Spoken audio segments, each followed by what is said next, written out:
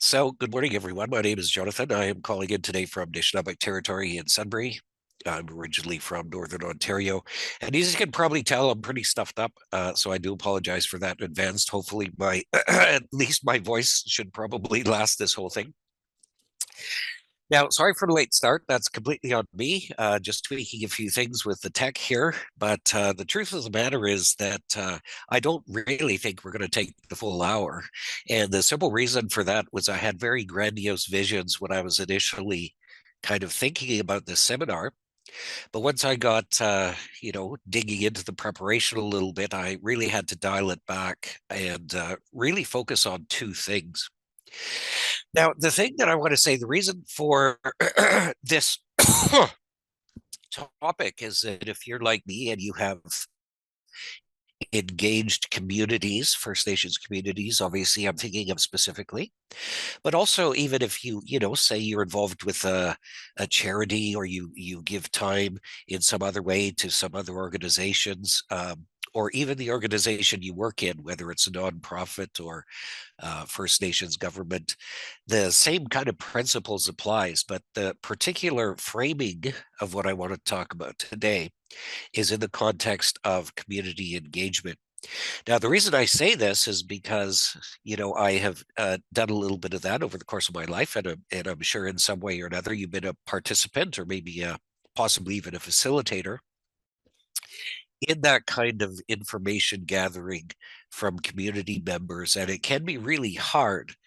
And so, what I want to present is really just essentially two things, and they are both what are called emergence technologies. One is World Cafe, and don't let the word technology be intimidating. It's a kind of a fancy, somebody had to make it sound a bit more businessy, I guess. But the two approaches that I want to talk about are called World Cafe and open space.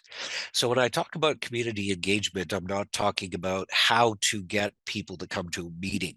I mean, that's a slightly different topic and probably worth discussing, but that's not really the kind of intent of this presentation. The intent of this presentation is once they are there, how do you get their feedback? And I'm not telling tales out of school. Again, I'm sure everybody has experienced this, where let's say there's a community session and you have types of people there, different types of people from within the community. And certain people, and I don't want to call them Karens because maybe there's somebody here named Karen. I know it's become a derogatory term. I'm not using it in that sense. But you know what I mean when I say a Karen type, the type of person that, always has to have their say. Sometimes even it's just somewhat repetitive. They're always talking about the same thing. So I want to use an example. We won't call her Karen because, like I say, that's offensive to Karens. But we'll call her I don't know, Mia. So Mia turns up every band meeting, every opportunity, and wants to talk about res dogs. And chief of council, what are you going to address this problem? What are you doing about it? And everybody who knows Mia is sick of Mia because every time she talks, she's talking about res dogs. It's the only thing on her mind. So I think that, those types of community engagements where, for instance, it's an open mic kind of session, you just, any questions kind of thing. First person gets up as Mia talks about res dogs. Now, that's fine. It's completely legitimate concern. But everybody knows this already. She kind of takes the oxygen out of the room. Now, the opposite to that is a person who perhaps maybe they're an elder or a youth who might be a bit on the shy side, who takes the time to be involved in the community and clearly cares about what takes place in the community, but they never really say anything, or at least publicly don't really say anything. And you know that there's just value in their opinions, and they're certainly of equal value to what Mia is saying, whatever their opinions are, but you just don't know them. And so it's this question of eliciting information, eliciting opinions, and eliciting views and ideas from the community. So how can you create a setting or a context in which you can, without necessarily pressing the mute button on Mia, because again, her opinion is just as valid as everyone, but where you can give both Mia and the quiet and shy youth or elder equal space. And so these two methodologies, I call them, these two ways of engaging community are relatively culturally friendly. Now, I'll put an asterisk beside that because, of course, they are. I don't. I'm not sure if you're familiar with the term open source. So they're kind of open source ways of engaging communities, and not everyone who uses these is indigenous. Not everyone who's indigenous uses these. But open space in particular, which we're going to cover second, really came out of observations of communities, tribal communities, indigenous communities in West Africa. And so there was this person with a whole bunch of letters after his name who was doing some research, I guess, in tribal communities in West Africa. And he saw how communities came to the process of making decisions and how they engaged with each other. And so he kind of thought about it quite a lot, took a lot of the same principles, a lot of the same kind of things that he observed, and he made it a very universal kind of methodology for how to solicit and elicit feedback from the community. And he called it open space.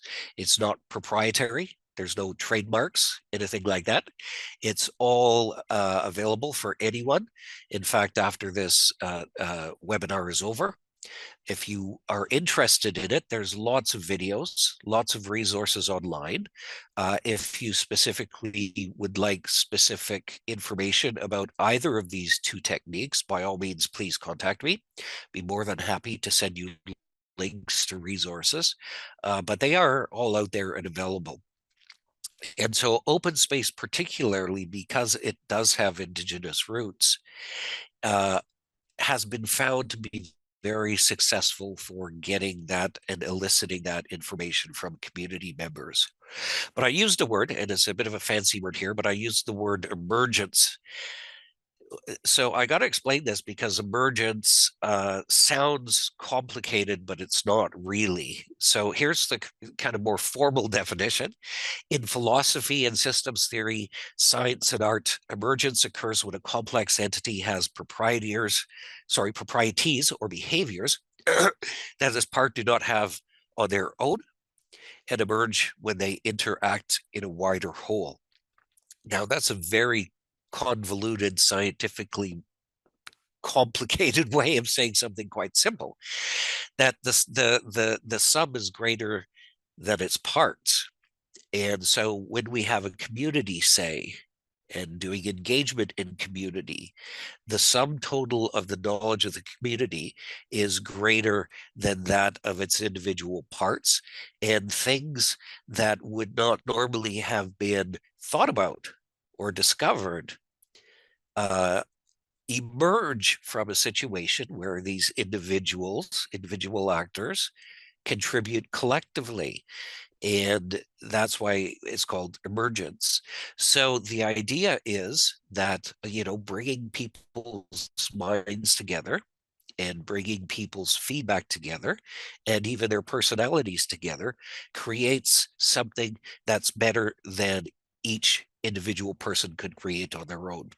So it's not exactly rocket science, but again, I apologize for the scientific way of saying something that's really quite simple, is that together we can do more than each of us can individually.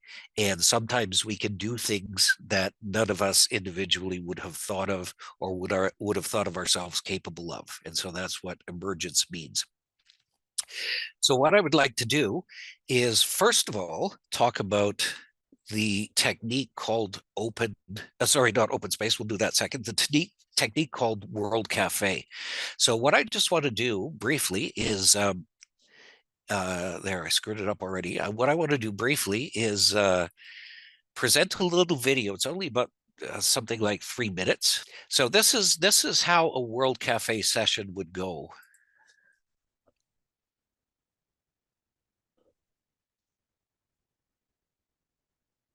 Let's talk about the World Cafe as one method to facilitate the discussion about a particular topic. So what you need is an overarching topic, and then you basically need a couple of tables. Let's do 4 for starters. You can add more. This will just simply extend the duration of the process. So we have 4 tables just for demonstration purpose.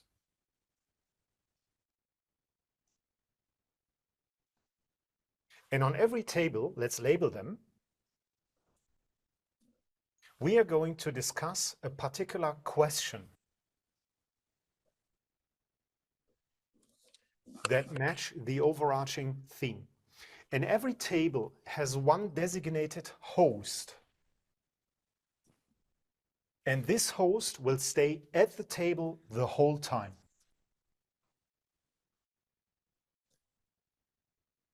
And as an addition to the host, we have a couple of participants. You can easily work with 4, 5, or even 6 people at a table. Make sure that the table fits the number of people.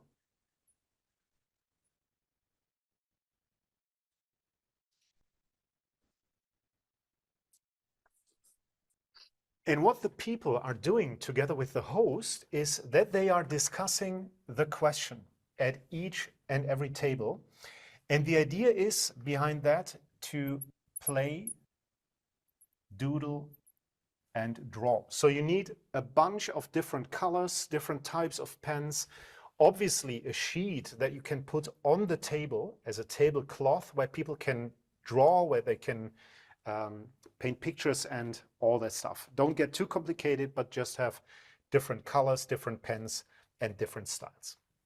And after each round, let's say after approximately 20 minutes, we are moving the participants of this table to this table. The participants of this table are moving to this one. And as you can imagine, they're moving here and they are moving here.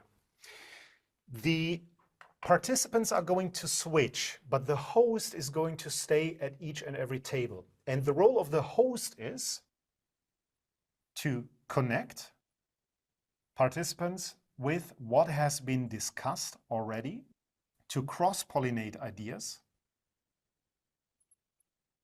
and to onboard those who are new at the table. And this is the reason why the host stays with the table the whole time. And the idea is that the participants at table B are now those who already discussed table 1. They're moving. The host is onboarding them and trying to get their perspective on what has already been discussed. And that is happening at each and every table. And this is happening so long until this group of participants has gone through each and every table and has arrived at their table again. And then the host is showing them the whole picture. And that takes approximately 20, 40, 60, 80 minutes just for 4 tables, just to do 4 tables. The important thing in the role of the host is onboard them in the beginning. So tell them what you are going to do, what their specific role is, and make sure that they help the participants and really motivate them to play, doodle, and draw. And there is one important person in this whole picture. Let's call him or her the super host or the facilitator. And the facilitator basically tracks time and logistics, moving the people from one table to the other. At the end, there are 2 options. One option is at the end, like I said, meet at your own table again. That is option 1. Or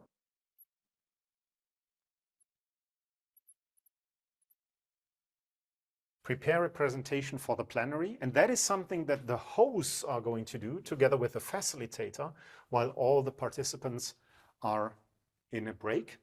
And then you are going to present everything at the end to each and everyone. You can make additions and so on and so forth. The key thing that you should have in mind, the most important thing, is to think about relevant questions, because if they don't motivate the people to discuss, there is no discussion, and then the whole system doesn't work. Try it. You have to do it yourself just to experience it and to tweak it a little bit, but it's a fantastic concept in each and every change process.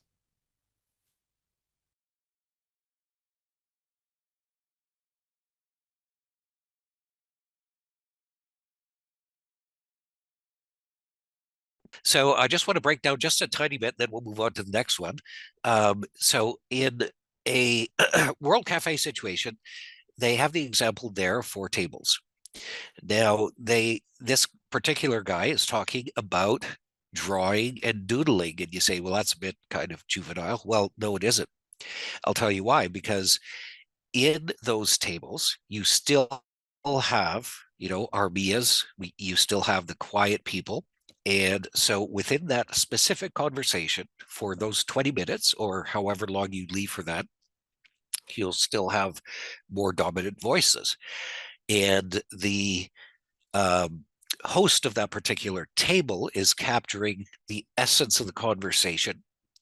But at the same time, by having paper, pens, markers, whatever it happens to be, people are making notes. They're writing stuff down. And I've been in some wonderful situations where the stuff that people write on the butcher paper in front of them is actually probably more valuable and insightful than the stuff that's being recorded by the host, because it's coming, they're just making words and associations and pictures and doodles as they're listening to this dialogue. So when you're gathering this information, as the groups change tables and move around, the role of the host is not to control or set any kind of agenda, or to tell people, here, it's your turn to talk, your turn to talk, your turn to talk. No, it's a very organic conversation. But the role of the host is simply to facilitate information exchange. So as a group moves from one table to the next table, the host can give a super brief summary and say, hey, listen, at the first table, these were the things that they mentioned. Okay, ready, go.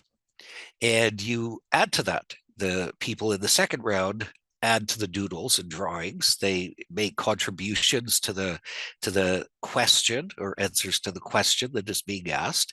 And as it goes around, it just creates an accumulated group knowledge. And so at the end, each host, as this gentleman mentions, each host will say in a kind of summary way, we had 4 groups at this table addressing this question. These are all the things that were discussed. And then, in however way you do it, whether it's taking photographs or whether it's, literally bringing the paper that was on the desk or whatever, however you want to do it, in the end, there's a summation where the host says, okay, after these 4 rounds of dialogue, these are the things that were identified as most important. And everyone has a chance to contribute because each group has gone to each table. And so the subtotal of the knowledge is then presented back to the whole body. Because, I mean, if you're at the first table the first time, you don't know what happened the 3 times after you left, right, to go to the next table because you're at the next table. So and this is where the term emergence comes from. You have the collection of group wisdom and group knowledge and group insight into these various questions. And so it doesn't matter in a sense what type of person you are, because if you're, for example, a visual person, then having a sheet of butcher paper in front of you and a bunch of markers, that suits your learning style. That suits your communication style, right? You can create something that others might not have thought of. You can go off on tangents and thought bubbles and all the rest of it. Personally, I'm the opposite. I'd be the one making bullet points, very logical, point 1, point 2, point 3, but I understand not everyone's like that. And so it's a good way of capturing different communication styles and different learning styles and different ways of giving feedback. And so what's written there in what one might think of as distractive doodling actually contributes to the sum total of the knowledge that's accumulated. So here's the kind of ideas. And also, by the way, these are the kind of visual, graphical kind of things that come out of this. And again, not for me personally. It doesn't float my boat, but some people like that. Some people like a visual depiction of the things that you talked about and the ideas and the thought bubbles that all came about from this. So these are the 6 principles plus a bonus one, and I think this last one here captures it perfectly. Doodle, make drawings, make line drawings, make connections between things that you think of and other people have thought of. And at the end, it's a dual process of collecting the information that was like literally verbalized at that table and collecting the information that was visualized at that table. And it's a really wonderful process. And I just saw one comment there that somebody's talking about how it's a great way to engage youth and so on. So again, just because we have 2, I can't spend any more time on that. I want to move to the second one. But the visualization, I think, is important. And again, it relates to the personality and the temperament of people. Some people like this kind of thing, but sometimes you have, or can have, depending on your sort of, budget and scope here and how many attendants and so on, you can have someone who's sort of getting these big themes, right? And who's putting it in an artistic way so that people can take it away and people can have sort of a concept of what was documented.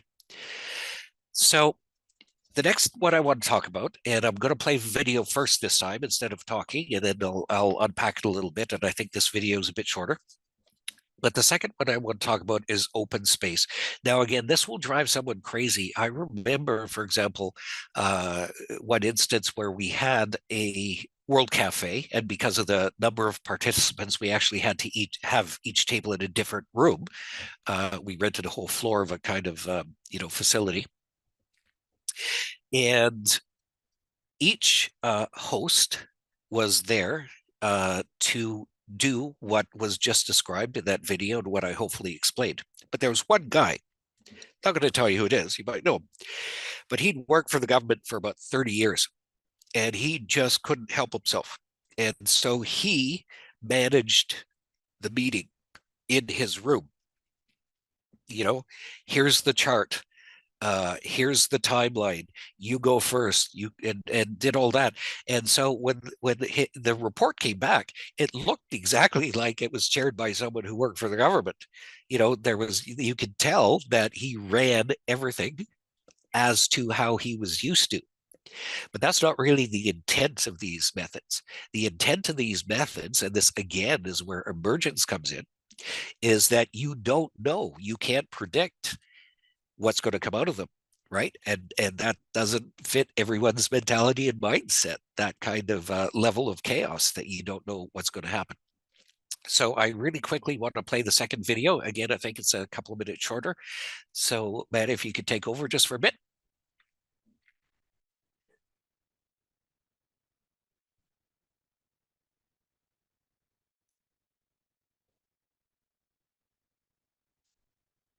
Format designed for self-organization, inclusivity, and emergent agendas. Harrison Owen is the man associated with the origination of it, and he states that it's most useful in the environments that contain high levels of complexity, diversity of people and potential solutions, conflict, either real or potential, and urgency. In an open space meeting, the agenda is emergent, so it's impossible to know exactly what's going to be addressed during the meeting. It's kind of the point. However, the process is designed to ensure that the issues that are most important to the people attending will be included in the agenda. and the issues raised will be addressed by the participants best capable of getting something done about them. And the most important ideas, recommendations, discussions, etc., and next steps will be documented. I've personally been involved in open space sessions of over 1,000 people, and it's been documented in groups of over 2,000 people. It's pretty simple, and it's comprised of just 4 principles and 1 law. The principles are, number 1, whoever comes are the right people. Basically, the people who care will turn up. Number 2, whenever it starts is the right time. As Owen says, spirit and creativity do not run on the clock. Number 3, whatever happens is the only thing that could have, and be prepared to be surprised. And number 4, when it's over within this session. The idea there is do the work, not the time. And the one law of open space is called the law of 2 feet. The idea there is that if at any time during our time together you find yourself in any situation where you're neither learning nor contributing, use your 2 feet and go somewhere else. At the beginning of an open space meeting, the participants sit in a circle, and a facilitator usually states the overall theme or purpose. And then we invite participants to propose topics for discussion, anything that interests them. When they do that, they then find a place in the marketplace for that topic. If someone posts a topic, they're expected to have the passion to be responsible enough to start the discussion on it. That person is also expected to make sure that a report of the discussion is done and posted, usually on a wall, so that any participant can access the content of the discussion even if they don't go to that particular session. Once a number of topics have been posted, all the marketplace has been filled, participants are invited to sign up to topics they're interested in. Those that go ahead, go ahead. Those that don't have enough interest, simply don't. Large-scale participatory meeting formats like open space technology model the values and principles of the Agile Manifesto. They encourage emergence, collaboration, and communication. Therefore, organisations that are looking to scale an Agile culture should find great value in meetings like this and World Cafe. So now, again, even when I read this, and someone that's done this this types of facilitating several times, so even I recognize this does sound very much like the dude from The Big Lebowski, like whatever it starts, man, that's the right time. Whatever happens, it's the only thing could have happened. That kind of stuff. So I get it sounds a little bit esoteric, but in all honesty, it's just it's just saying. And if you see it in action, if you observe it, whatever happens is going to be the best result that you can get from this collection of people that are participating. So I just want to break it down a little bit, because that particular video, the thing I didn't like it, I mean, it was a great summary, but the thing I didn't like when it was very corporate, people in suits and stuff. I think it's I mostly have seen it in action in communities rather than in a boardroom type of setting. But the thing is, you have to have a framework to start with. That's pretty much it. If you have a framework, let's say you're doing a comprehensive community plan or a strategic visioning for the community for the next 20 years. You set the agenda, and that's all. That's all. And so, if you're a facilitator, for example, and you have, I don't know, say 50 people there, 50 community members turn up, you don't have to have the questions. World Cafe, you do have to have the questions. It's very important to formulate them and articulate them clearly, but in a open space, you don't. You just have the topic. And so what happens is you sit in a circle to start with. And again, this is, aligns with our culture very well. You sit in a circle to start with, and you say, strategic vision, 20 years, go. And people give their opinions. And of course, me as the first one to stand up, he says, what are we going to do about res dogs? And so what you do, you put res dogs on a big sheet of paper, and you post it on a wall in the room you're in.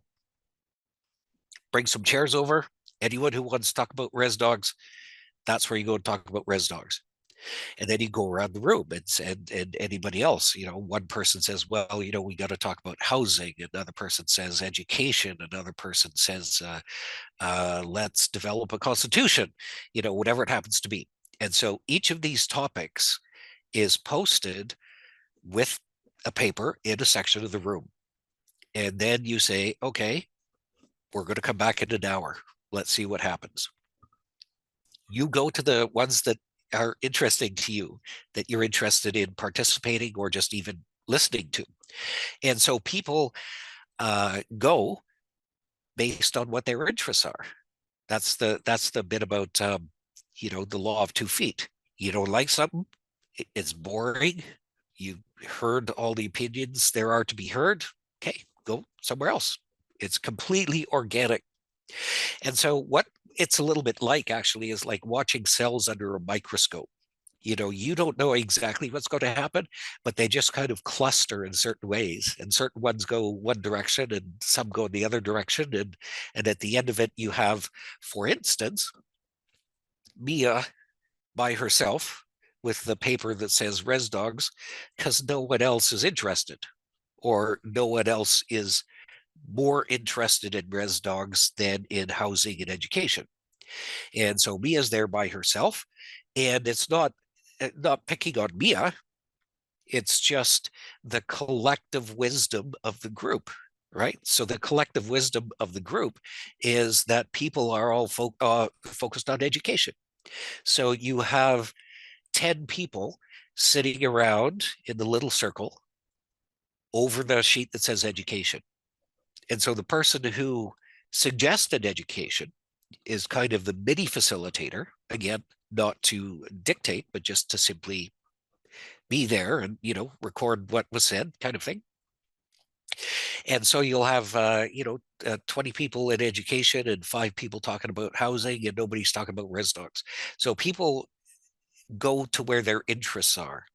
And that's where the creativity, that's where the emergence takes place, because all of a sudden people who really care passionately about education all have both an opportunity to contribute. They have a very visible way of showing or demonstrating, what their interests are, which is, in this case, education. And you get a really great feedback mechanism whereby everything feeds into each other. So by the end of that time, and you might not stay in education for the whole thing. After a while, you might be like, okay, I've had enough of education. The housing stuff's interesting too, and toddle on over to the housing part. But at the end of the time, you have this emergent, maybe not 100% consensus, but you have an emergent agenda in each of these areas. Now, as a facilitator, when you're starting this, you couldn't have predicted that. If you set the subjects and said, okay, we're going to talk about these 4 things. We're going to talk about infrastructure. We're going to talk about, housing. We're going to talk about forestry and inherent rights and all the rest of it. Well, sorry, it didn't come up apart from the housing. People are interested in housing. That's what their interests are, and that's where they feel they can contribute. And so what arises from this is something that you couldn't have got from, say, even a World Cafe, because there were no set questions. It was wide open. And again, I have to emphasize that this methodology does not suit people who are very rigid in their thinking, or, have that kind of bureaucratic mindset where it's like, well, if it's not on the agenda, sorry, we're not going to talk about it. No, this is an emergent thing where the community very physically and visually manifests what its interests are and what it finds important. If you can observe that and say, most people spend most of the time talking about education. Well, that answers a lot of questions right there. People feel in the community that education is something that the community needs to focus on. Right. So it's organic, it's emergent, and it's also very visual. And so just going back to the slide I was showing before, a couple slides before, is the capture of this information. So this is the first start. This is the main part. Don't get me wrong. This is where the bulk of bulk of the work takes place.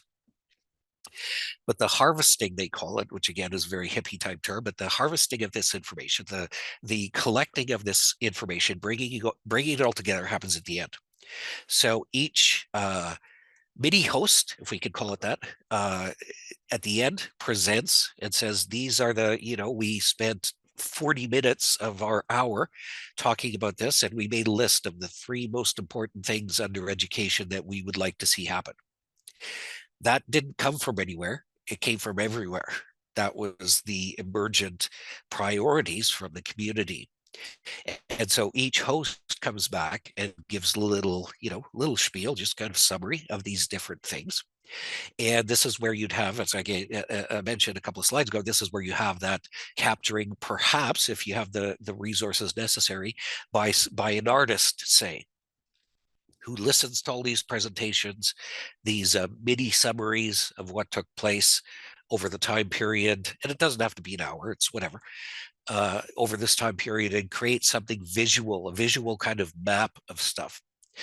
Now, when I talk about an artist, I want to emphasize that both of these methodologies are super cheap. They're not high tech. With World Cafe, you need paper, pens, and I guess tables. That's pretty much it. That's it. That's all you need. So there's no, it's not like trying to set up a Zoom call and you get an old person like me trying to share screen. This is a very, very basic way of gathering information. And open space is the same thing. What you need is maybe some big paper, post those things. I don't even know what they're called. They put on boards, if you're in a meeting or something, and big paper and you write a chart kind of thing. Couple of those, pens, chairs. That's it. That's what you need for community engagement.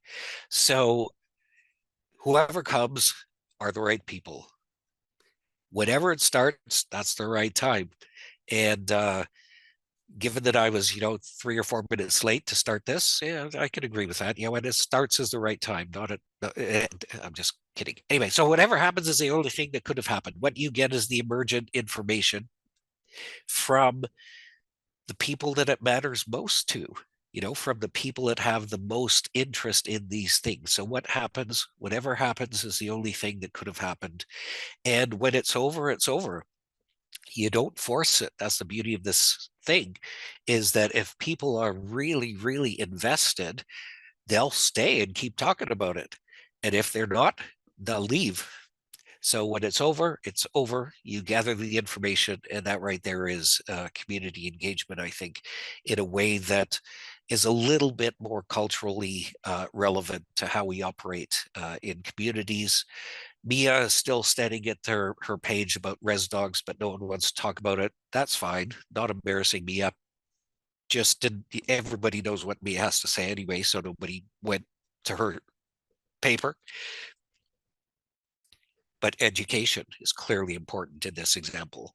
And so whoever the decision makers are, whether it's chief of council or, the band manager or whatever, now has this feedback to take back and can, in a very specific way, address what the very specific needs and desires and thoughts and ideas are that the community presents.